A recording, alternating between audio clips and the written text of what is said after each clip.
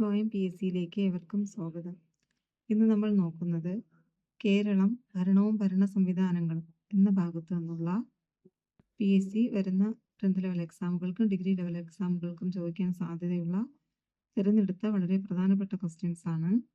5 മാർക്കിനാണ് കേരളം ഭരണവും ഭരണ സംവിധാനങ്ങളും എന്ന ഭാഗത്തു നിന്ന് 5 മാർക്കിനാണ് പി എസ് സി ചോദിക്കുന്നത്. നമുക്ക് ഫസ്റ്റ് ക്വസ്റ്റ്യനിലേക്ക് പോകാം. ഇന്ത്യൻ സിവിൽ സർവീസിന്റെ പിതാവ് കോൺവാലിസ് പ്രഭു. ഇന്ത്യൻ സിവിൽ സർവീസിന്റെ പിതാവ് കോൺവാലിസ് പ്രഭു. ഓൾ ഇന്ത്യ സിവിൽ സർവീസിന്റെ പിതാവ് Sardar Vallabhbhai Patel. All India civil സർവീസിന്റെ പിതാവ് സർദാർ വല്ലഭായ് പട്ടേൽ. ഇന്ത്യൻ സിവിൽ സർവീസിന്റെ പിതാവ് കോൺവാലിസ് പ്രഭു ആണ്. ഓൾ ഇന്ത്യ സിവിൽ സർവീസിന്റെ പിതാവ് ആരെന്ന് ചോദിച്ചാൽ സർദാർ വല്ലഭായ് പട്ടേലാണ്. ഇന്ത്യൻ സിവിൽ സർവീസിന് സമാനമായി കേരളം രൂപം നൽകിയത് എന്താണ്? Kerala administrative service KAS. Indian civil സർവീസിന് സമാനമായി കേരളം രൂപം നൽകിയത് Kerala administrative service KAS.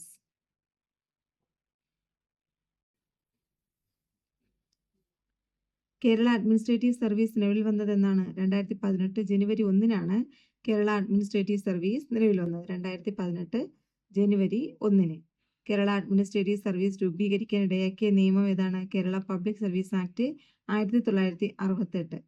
Kerala administrative service രൂപീകരിക്കാൻ ഇടയാക്കിയ നിയമം കേരള പബ്ലിക് സർവീസ് ആക്ട് 1968 ആണ്. കേരള സംസ്ഥാനത്തെ ഏറ്റവും ഉയർന്ന ഉദ്യോഗസ്ഥൻ ആരാണ്? Chief secretary. കേരള സംസ്ഥാനത്തെ ഏറ്റവും ഉയർന്ന ഉദ്യോഗസ്ഥൻ ആരാണ്? ചീഫ് സെക്രട്ടറിയാണ്. കേരള സംസ്ഥാനത്തെ ഏറ്റവും ഉയർന്ന ഉദ്യോഗസ്ഥൻ chief secretary.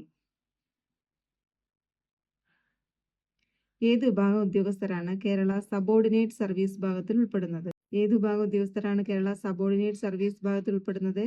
Kerala judicial ministerial service. ഏത് വിഭാഗം ഉദ്യോഗസ്ഥരാണ് കേരള സബോർഡിനേറ്റ് സർവീസ് വിഭാഗത്തിൽ ഉൾപ്പെടുന്നത്? Kerala judicial ministerial service. Previous question ആണ് കേട്ടോ അത്. കേരള പബ്ലിക് സർവീസ് ആക്ട് നിലവിൽ വന്നത് എന്നാണ്? 1968 September 17 Kerala public service act നിലവിൽ വന്നത് എന്നാണ്? 1968 September 17. Indian Institute of Public Administration സ്ഥിതി ചെയ്യുന്നത് എവിടെയാണ്? ന്യൂഡൽഹിയിലാണ്. Indian Institute of Public Administration പൊതുഭരണം. Indian Institute of Public Administration സ്ഥിതി ചെയ്യുന്നത് എവിടെയാണ്? ന്യൂഡൽഹിയിലാണ്. എല്ലാവരുടെയും താല്പര്യം സംരക്ഷിക്കുന്നതാണ് പൊതുഭരണം എന്ന് അഭിപ്രായപ്പെട്ടത് ആരാണ്? മഹാത്മാഗാന്ധി. എല്ലാവരുടെയും താല്പര്യം സംരക്ഷിക്കുന്നതാണ് പൊതുഭരണം എന്ന് അഭിപ്രായപ്പെട്ടത് Mahatma Gandhi. Kerala state civil service അക്കാദമിയുടെ ആസ്ഥാനം തിരുവനന്തപുരത്താണ്. 2005 സ്ഥാപിച്ചത്. കേരള സ്റ്റേറ്റ് സിവിൽ സർവീസ് അക്കാദമിയുടെ ആസ്ഥാനം എവിടെയാണ്? തിരുവനന്തപുരം. സംസ്ഥാന ഇലക്ഷൻ കമ്മീഷനെ കുറിച്ച് പ്രതിപാദിക്കുന്ന വകുപ്പുകൾ ഏതൊക്കെയാണ്? ആർട്ടിക്കിൾ 243K, ആർട്ടിക്കിൾ 243 സംസ്ഥാന ഇലക്ഷൻ കമ്മീഷനെ കുറിച്ച് പ്രതിപാദിക്കുന്ന വകുപ്പുകളാണ് ആർട്ടിക്കിൾ 243Kയും ആർട്ടിക്കിൾ 243 ആർട്ടിക്കിൾ 243 എന്താണ്? സംസ്ഥാന ഇലക്ഷൻ കമ്മീഷനെ കുറിച്ച് പ്രതിപാദിക്കുന്ന വകുപ്പാണ്. കേരള സംസ്ഥാന തെരഞ്ഞെടുപ്പ് കമ്മീഷൻ നിലവിൽ വന്നത് എന്നാണ്? 1993 ഡിസംബർ 3 കേരള സംസ്ഥാന തെരഞ്ഞെടുപ്പ് കമ്മീഷൻ നിലവിൽ വന്നത് 1993 ഡിസംബർ 3. കേരള സംസ്ഥാന ധനകാര്യ കമ്മീഷൻ നിലവിൽ വന്നത് എന്നാണ്? 1994 കേരള സംസ്ഥാന ധനകാര്യ കമ്മീഷൻ നിലവിൽ വന്നത്. ഇപ്പം തെരഞ്ഞെടുപ്പ് കമ്മീഷൻ നിലവിൽ വന്നത് 1993 ധനകാര്യ കമ്മീഷൻ നിലവിൽ വന്നത് 1994. കേരള സംസ്ഥാന ധനകാര്യ കമ്മീഷന്റെ കാലാവധി 5 വർഷമാണ്. കേരള സംസ്ഥാന ധനകാര്യ കമ്മീഷന്റെ കാലാവധി എത്ര വർഷമാണ്? 5 വർഷം. സംസ്ഥാന ധനകാര്യ കമ്മീഷൻ അംഗങ്ങൾ എത്ര പേരാണ്? 3 അംഗങ്ങളാണുള്ളത്. ചെയർമാൻ ഉൾപ്പെടെ 3 അംഗങ്ങളാണ് സംസ്ഥാന ധനകാര്യ കമ്മീഷനിലുള്ളത്. കാലാവധി 5 വർഷമാണ്. കേരള സംസ്ഥാന മനുഷ്യാവകാശ കമ്മീഷൻ രൂപീകൃതമായതെന്നാണ്? 1998 ഡിസംബർ 11 കേരള സംസ്ഥാന മനുഷ്യാവകാശ കമ്മീഷൻ രൂപീകൃതമായത് എന്നാണ്? 1998 ഡിസംബർ 11 മനുഷ്യാവകാശ കമ്മീഷൻ കേരളത്തിൽ രൂപീകരിച്ചത്. സംസ്ഥാന മനുഷ്യാവകാശ കമ്മീഷൻ അംഗങ്ങൾ എത്രയാണ്? 3 പേരാണ് സംസ്ഥാന മനുഷ്യാവകാശ കമ്മീഷനിൽ. ചെയർമാൻ ഉൾപ്പെടെ 3 പേരാണ് ഉള്ളത്. 3 അംഗങ്ങളാണ് ഉള്ളത്. കേരള സംസ്ഥാന വിവരാവകാശ നിയമം നിലവിൽ വന്നത് എന്നാണ്? 2005 ഡിസംബർ 19 കേരള സംസ്ഥാന വിവരാവകാശ നിയമം നിലവിൽ വന്നത് 2005 ഡിസംബർ 19. കേരള സംസ്ഥാന വനിതാ കമ്മീഷൻ നിലവിൽ വന്നത് എന്നാണ്? 1996 മാർച്ച് 14 കേരള സംസ്ഥാന വനിതാ കമ്മീഷൻ നിലവിൽ വന്നത് 1996 മാർച്ച് 14 സംസ്ഥാന വനിതാ കമ്മീഷൻ ചെയർപേഴ്സന്റെ കാലാവധി എത്രയാണ്? 5 വർഷമാണ്. സംസ്ഥാന വനിതാ കമ്മീഷൻ ചെയർപേഴ്സന്റെ കാലാവധി 5 വർഷമാണ്. ഈ മനുഷ്യാവകാശ കമ്മീഷൻ, വിവരാവകാശ കമ്മീഷൻ, വനിതാ കമ്മീഷൻ ഇവയെല്ലാം സുപ്രധാന നിയമങ്ങളിൽ ചെയ്തിട്ടുണ്ട്. വീഡിയോസ് പോയി കാണുക. കൂടുതൽ ക്വസ്റ്റ്യൻസ് അതിലാണുള്ളത്.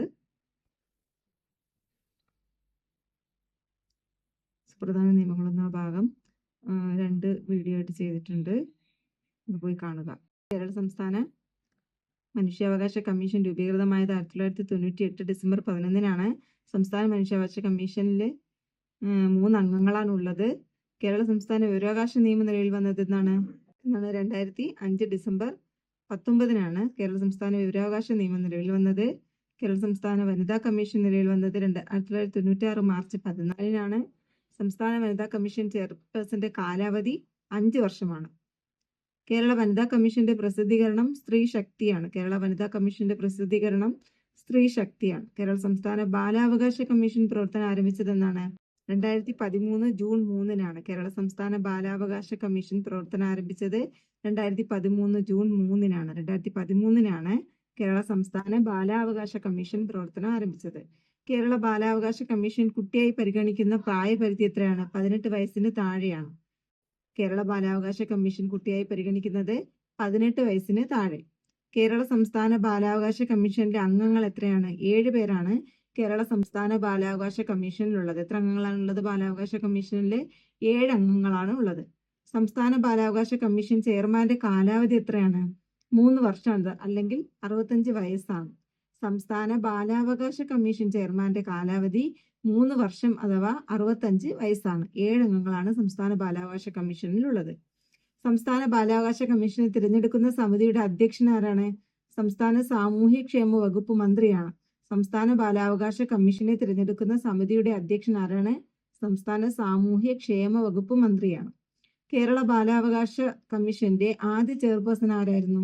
നീല ഗംഗാധരനായിരുന്നു. കേരള ബാലാവകാശ കമ്മീഷന്റെ ആദ്യത്തെ ചെയർപേഴ്സൺ നീല ഗംഗാധരൻ. സംസ്ഥാന ബാലാവകാശ കമ്മീഷനെ നിയമിക്കുന്നതിനും നീക്കം ചെയ്യുന്നതിനുള്ള അധികാരം ആർക്കാണ്? സംസ്ഥാന ഗവൺമെന്റിനാണുള്ളത്. സംസ്ഥാന ബാലാവകാശ കമ്മീഷനെ നിയമിക്കുന്നതിനും നീക്കം ചെയ്യുന്നതിനുള്ള അധികാരമുള്ളത് സംസ്ഥാന ഗവൺമെന്റിനാണ്. കേരള സംസ്ഥാന പട്ടികജാതി പട്ടികവർഗ കമ്മീഷൻ നിലവിൽ വന്നത് എന്നാണ്? 2007-ലാണ് കേരള സംസ്ഥാന പട്ടികജാതി പട്ടികവർഗ കമ്മീഷൻ 2007-ലാണ് നിലവിൽ വന്നത്. കേരള സംസ്ഥാന പട്ടികജാതി പട്ടികവർഗ കമ്മീഷനിലെ അംഗങ്ങൾ എത്ര പേരാണ്? 3 പേരാണ് ഉള്ളത്. ചെയർമാൻ ഉൾപ്പെടെ 3 പേരാണ് കേരള സംസ്ഥാന പട്ടികജാതി പട്ടികവർഗ കമ്മീഷനിലുള്ളത്. 3 അംഗങ്ങൾ. കേരള പട്ടികജാതി പട്ടികവർഗ കമ്മീഷന്റെ ആസ്ഥാനം അയ്യങ്കാളി ഭവൻ, തിരുവനന്തപുരം. കേരള പട്ടികജാതി പട്ടികവർഗ കമ്മീഷന്റെ ആസ്ഥാനം എവിടെയാണ്? തിരുവനന്തപുരത്തെ അയ്യങ്കാളി ഭവനാണ്. സംസ്ഥാന പട്ടികജാതി പട്ടികവർഗ കമ്മീഷന്റെ കാലാവധി എത്ര വർഷമാണ്? 3 വർഷമാണ്. പട്ടികജാതി പട്ടികവർഗ കമ്മീഷന്റെ കാലാവധി 3 വർഷമാണ്. മുന്നോക്ക വിഭാഗങ്ങളിലെ സാമ്പത്തികമായി പിന്നോക്കം നിൽക്കുന്നവരുടെ ഉന്നമനം ലക്ഷ്യമിട്ട് ഇന്ത്യ ഗവൺമെന്റ് നടത്തിയ ഭരണഘടനാ ഭേദഗതി ഏതാണ്? 101-ാം ഭേദഗതി. ഇമ്പോർട്ടന്റ് ആണ്. മുന്നോക്ക വിഭാഗങ്ങളിലെ സാമ്പത്തികമായി പിന്നോക്കം നിൽക്കുന്നവരുടെ ഉന്നമനം ലക്ഷ്യമിട്ട് ഇന്ത്യ ഗവൺമെന്റ് നടത്തിയ ഭരണഘടനാ ഭേദഗതിയാണ് 101-ാം ഭേദഗതി.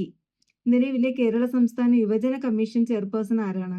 ചിന്ത ജെറോമാണ്. നിലവിലെ സംസ്ഥാന യുവജന കമ്മീഷന്റെ ചെയർപേഴ്സൺ ചിന്ത ജെറോം. ജനപ്രതിനിധികളും ഉദ്യോഗസ്ഥരും അഴിമതിയോ സ്വജനപക്ഷപാതമോ ധന ദുർവിനിയോഗമോ ചുമതലകളിൽ വീഴ്ച വരുത്തുകയോ ചെയ്താൽ അത് അന്വേഷിക്കുന്ന സംവിധാനമാണ് ഓംബുഡ്സ്മാൻ.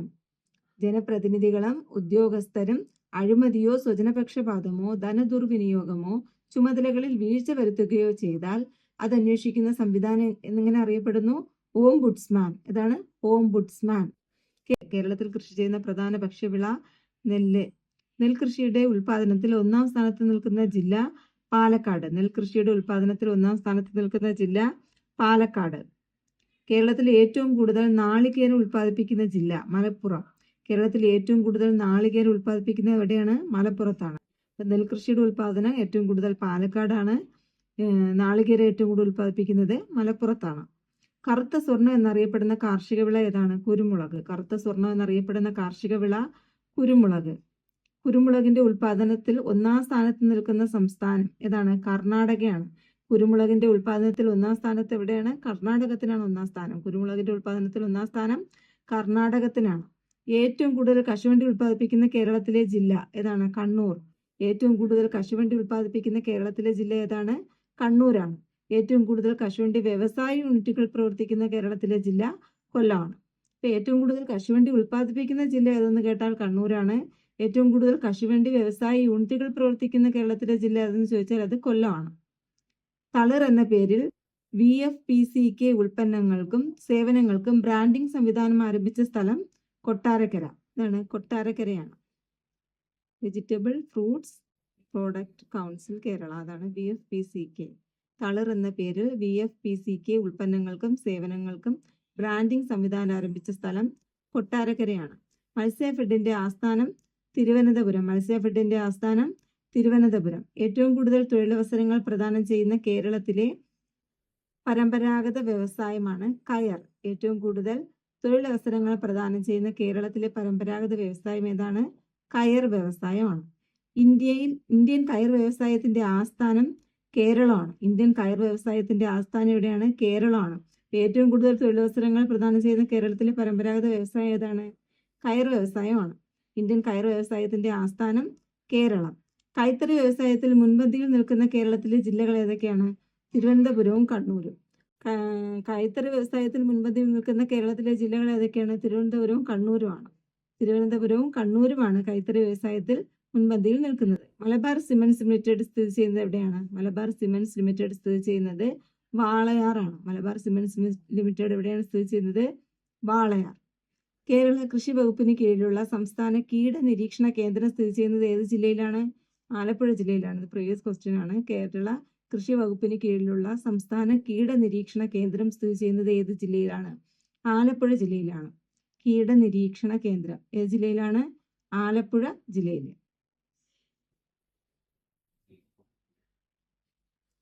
ഓക്കെ, ഇതിന്റെ സുപ്രധാന നിയമങ്ങളുടെയും ഭരണഘടനയുടെയും പിന്നെ ധനതത്വ ശാസ്ത്രത്തിന്റെയൊക്കെ വീഡിയോ ചെയ്തിട്ടുണ്ട്. അതൊക്കെ പോയി കാണുക. എല്ലാവരും വീഡിയോ കാണുക, സബ്സ്ക്രൈബ് ചെയ്യുക. ഉപകാരപ്പെട്ടെങ്കിൽ സബ്സ്ക്രൈബ് ചെയ്യുക. Okay, thank you.